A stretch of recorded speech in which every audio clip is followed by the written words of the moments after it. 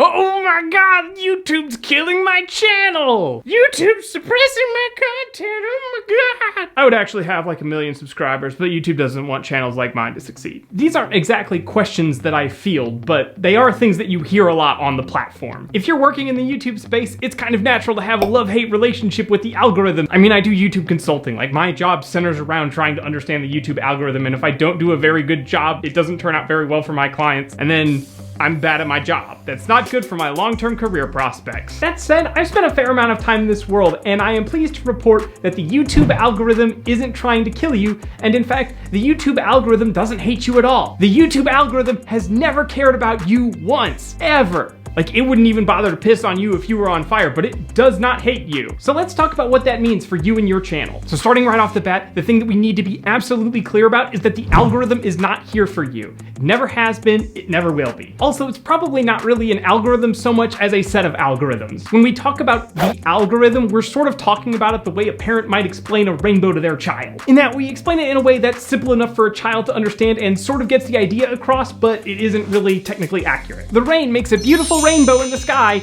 is perfectly fine for most everyday conversation. But if you were trying to be a physicist who focuses on light, you probably need to understand that what's happening is the rain is refracting the light from the sun into its different wavelengths, and that we're seeing the refraction across the visible spectrum of light. We're doing audience development here. We're making a career out of this. We can't be satisfied with just the base level explanation. And in fact, I tend to change up how I'm talking to it from client to client depending on what world they're coming from. So the first biggest thing we need to understand is that when we're talking about the algorithm, we're talking about a recommendation algorithm. It's not here to promote a channel, it's here to make recommendations for audience members. When you log onto YouTube, the algorithm isn't an agent looking for gigs for your channel. It's there when an audience member logs on to show them what they might like on the platform. This is a tremendously valuable thing for YouTube to have, because if people show up to YouTube and they can't find anything that they like, they're not going to keep coming back. So YouTube has put a considerable amount of technology into making sure their recommendation algorithms are some of the best recommendation algorithms around. This means that the algorithm usually isn't working on a channel by channel basis, it's working on a viewer by viewer basis. Even if you're not logged in, the local data on your browser is going to help inform YouTube as to what you probably like to watch. Even if you're incognito, if you've been on one contiguous session, it's probably using that data to make further recommendations about what you'll probably like to watch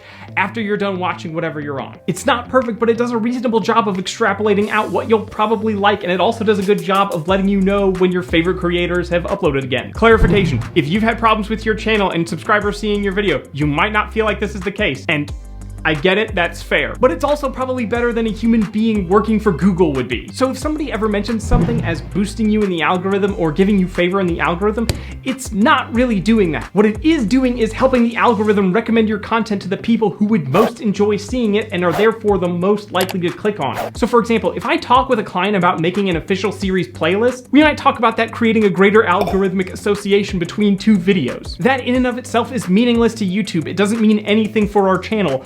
But if you're a viewer and you really liked the first video, that data point is a valuable thing for the recommendation algorithm, because if you liked the first one and it's part of an official series with this thing, it stands to reason you would like this other thing. Okay, cool, so it's a recommendation algorithm. Great, what does that actually mean? What does that do for us? The reason I want to talk about this is because the algorithm is still a pretty mysterious thing to a lot of people, and there's a lot of misinformation and half-truths and myths and rumors that circulate, and I want to be able to address some of those, but to be able to address those, we have to understand what we're dealing with. Because if we start to internalize these myths, we end up looking in the wrong spot for solutions to our problems. If something's going on with the health of our channel, blaming the algorithm for some ridiculous reason does not help us get out of our troubles. Psst, by the way, 9 times out of 10, your trouble is your CTR. Have better thumbnails. Monster thumbnails. So let's get into it. One of the first myths you'll occasionally hear: the algorithm is your friend. No, it's not. It never has been. It never will be. It's not your friend. It's a machine. That's like saying a soft serve ice cream machine loves making you ice cream. No, it doesn't.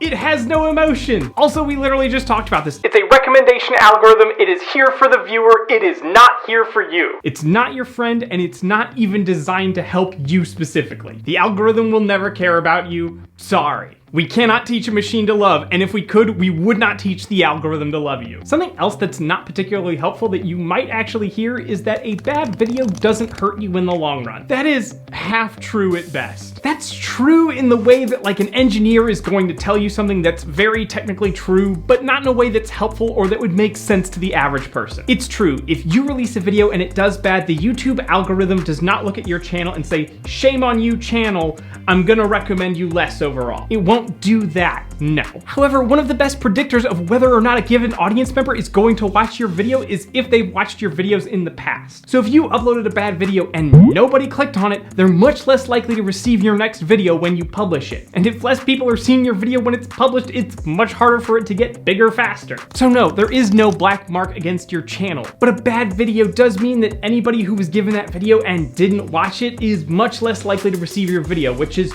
sort of the same as your channel overall being harmed. So no, it doesn't harm your channel, it just harms your channel's ability to reach certain audience members that you didn't have trouble reaching before. Number two thing you might hear or think is, I'm being suppressed by the YouTube algorithm. No, you're not.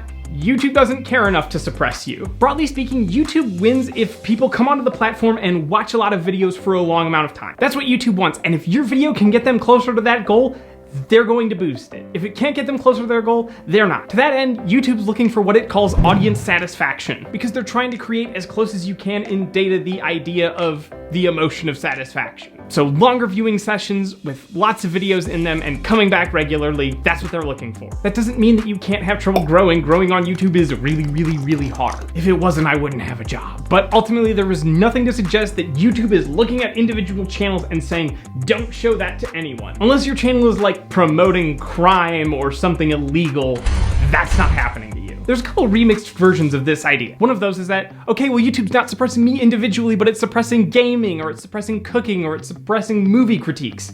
And there's all kinds of reasons given for it. Again, this is just not really true.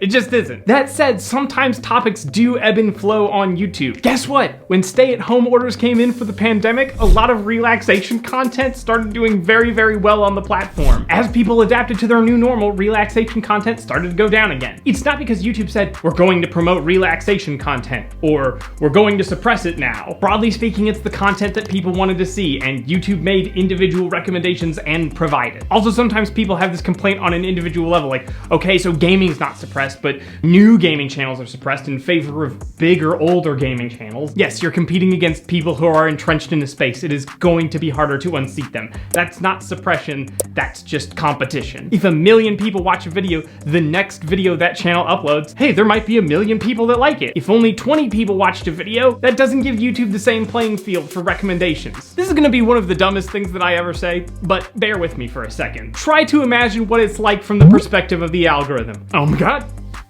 I did not like saying that.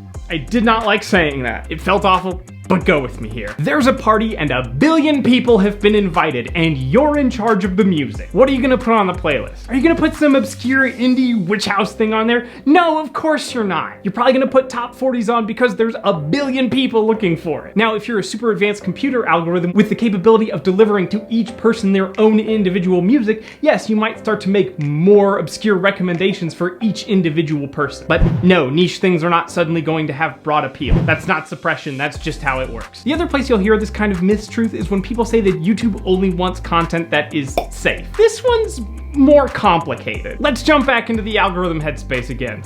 This is what it looks like to imagine. I am becoming the algorithm.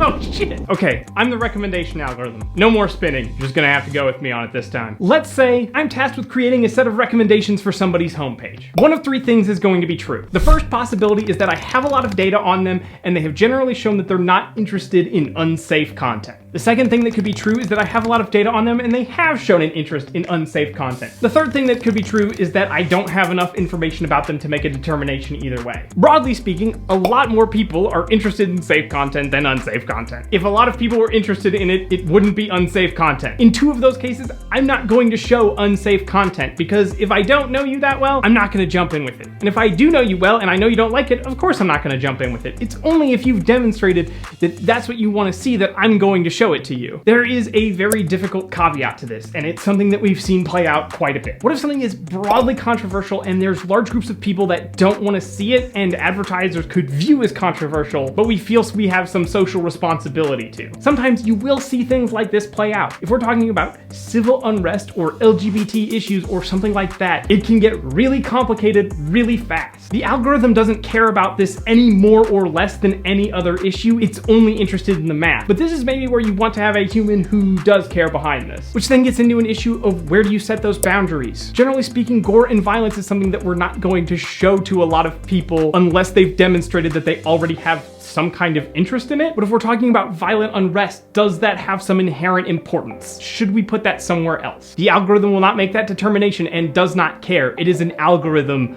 but maybe somebody should. It's not suppression, but it is an ethical quandary, and it's something to keep an eye on, because it is something that we've seen happen. Another thing that you'll hear from people is that the algorithm really only cares about advertisers and videos that can make YouTube money. And this one's not exactly true, but it's not exactly wrong either. Let me explain. YouTube ultimately does want to make a lot of money, and it's making its revenue off advertisers and people that subscribe to premium. When it comes to people that are subscribing to premium, ultimately they need to create a satisfying experience. When it comes to advertisers, they also try to make money by creating a satisfying experience for the viewer. The reason being is that if you create a satisfying experience, it makes people much more likely to come back and much more likely to watch for longer and be more engaged. And if you can show an advertiser that there are more people watching and they're more engaged, that makes advertising on YouTube much more valuable, which means that YouTube can get a better price for its ad inventory. So yes, ultimately YouTube is trying to make money and its algorithm is obviously working in service to that. But in order to work in service of that, it has to keep people on the platform and enjoying their time there. The reason that people will say this is that there are some people that believe if you don't run ads on your YouTube video, you won't get as much exposure because